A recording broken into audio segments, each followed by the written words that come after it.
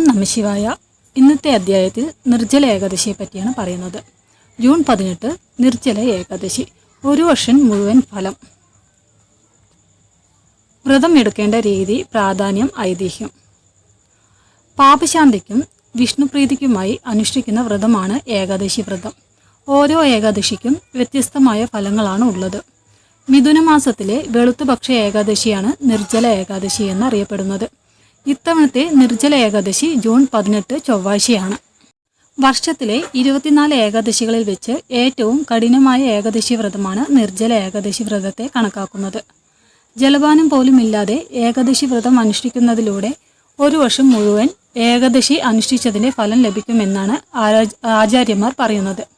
ഈ ഏകാദശി വ്രതം എടുക്കുന്നത് മൂലം ദീർഘായുസ്സും കൈവല്യപ്രാപ്തിയും ഉണ്ടാകുമെന്നാണ് വിശ്വാസം. തികഞ്ഞ ഭക്തിയോടെ മനസ്സിൽ ഈശ്വരനാമം ജപിച്ചുകൊണ്ട് വേണം ഈ ദിവസം മുഴുവൻ കഴിച്ചുകൂട്ടാൻ. ഈ വ്രതം അനുഷ്ഠിക്കുന്നതിനു ശേഷം ദ്വാദശിയിലെ ബ്രഹ്മമുഹൂർത്തത്തിൽ എഴുന്നേറ്റ് സ്നാനം, വിഷ്ണുപൂജ, കഴിവിനനുസരിച്ചുള്ള ദാനം, അന്നദാനം എന്നിവ ചെയ്യണം. ഐതിഹ്യം. ഭീമനൊരിക്കൽ വ്യാസഭഗവാനോട് ഏകാദശി അനുഷ്ഠാനവുമായി ബന്ധപ്പെട്ട് തൻ്റെ ജീവിതത്തിലുണ്ടായ ഒരു കാര്യം പറഞ്ഞു.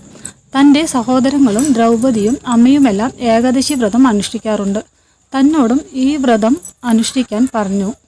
എന്നാൽ തനിക്ക് വിശപ്പ് സഹിക്കാൻ കഴിയാത്തതിനാൽ അതിന് സാധിക്കുന്നില്ലെന്നും ദാനം ചെയ്യുകയും ഭഗവാന് അർച്ചന നടത്തുകയും ചെയ്യാമെന്നും നിരാഹാരം അനുഷ്ഠിക്കാതെ എങ്ങനെ വ്രതമെടുക്കാമെന്നും പറഞ്ഞു തരണമെന്നും വ്യാസനോട് ഭീമൻ ആവശ്യപ്പെട്ടു. അതിനു മറുപടിയായി വ്യാസൻ പറഞ്ഞത്, നരകത്തെ വെറുക്കുകയും സ്വർഗത്തെ ഇഷ്ടപ്പെടുകയും ചെയ്യുന്നുണ്ടെങ്കിൽ 2 ഏകാദശി വ്രതങ്ങൾ എടുക്കാനാണ്.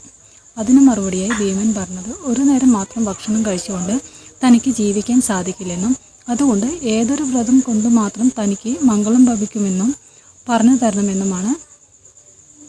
അതിന് മറുപടിയായി വ്യാസഭഗവാൻ പറഞ്ഞത്, മിഥുനമാസത്തിലെ ഏകാദശി വ്രതം അനുഷ്ഠിക്കാനാണ്. കുളിക്കുന്നതിലൂടെയും ആചമാനം ചെയ്യുന്നതിലൂടെയും മാത്രം ജലം സ്വീകരിക്കുക. മറ്റ് ആഹാരങ്ങൾ തീർത്തും ഉപേക്ഷിക്കണം.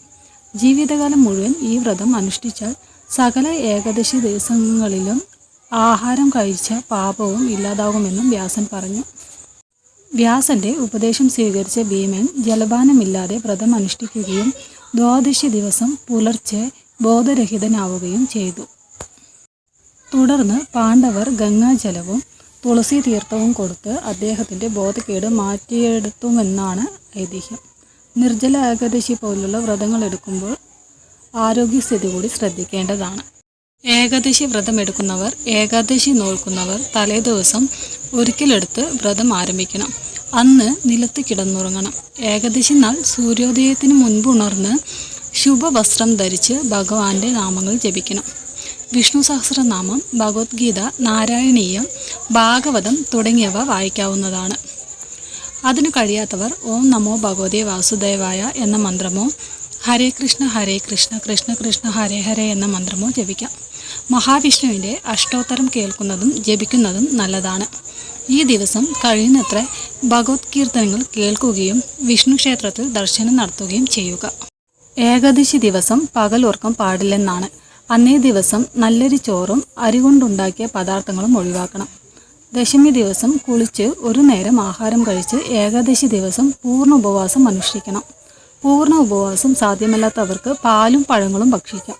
ദ്വാദശി ദിവസം വിഷ്ണു ക്ഷേത്രത്തിൽ പോയി പ്രാർത്ഥിച്ച ശേഷമാണ് ആഹാരം കഴിക്കേണ്ടത്. രാവിലെ വ്രതം അവസാനിപ്പിക്കണം. രാവിലെ വ്രതം അവസാനിപ്പിക്കാൻ കഴിഞ്ഞില്ലെങ്കിൽ ഉച്ചയ്ക്ക് ശേഷമേ വ്രതം അവസാനിപ്പിക്കാനാവൂ. ഉച്ചസമയത്ത് വ്രതം അവസാനിപ്പിക്കരുത്. ഏകാദശി വ്രതം നോൽക്കാൻ കഴിയാത്തവർ വിഷ്ണു മന്ത്രങ്ങൾ ജപിക്കുന്നതും വിഷ്ണു ക്ഷേത്രത്തിൽ ദർശനം നടത്തി വഴിപാടുകൾ കഴിക്കുന്നതും പുണ്യമായി കണക്കാക്കുന്നു. തുളസിമാല, തൃക്കൈവെണ്ണ, പാൽപായസം, പുരുഷസൂക്തം, വിഷ്ണു സൂക്തം, ഭാഗ്യസൂക്തം എന്നീ വഴിപാടുകൾ നടത്തുന്നത് ഐശ്വര്യപ്രദമാണ്.